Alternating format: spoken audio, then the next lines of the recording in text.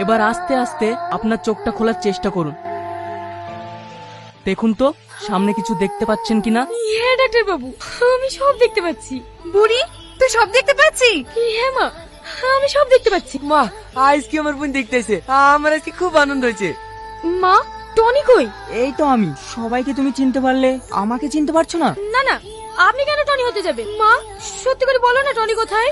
এই তো সেই টনি যে তোকে ঘুরিয়ে নিয়ে বেড়াতো, তোর কোনো অভাব বুঝতে দিত না, তাকে তুই চিনতে পারছিস নি? না না, এ টনি হতে পারে না। আমি টনির কণ্ঠ ভালো করে চিনি। ওকে জোর করেন না। একজন অন্ধ মানুষ তার চোখ ফিরে পাওয়ার পর তার সর্বসঙ্গী লাঠিটাই ফেলে দেয়। আর আজ সালমা আপনি টনি?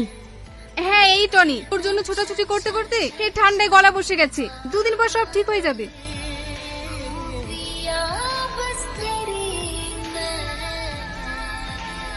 কি ব্যাপার, পিছিয়ে যাচ্ছে কেন? তাড়াতাড়ি এসো।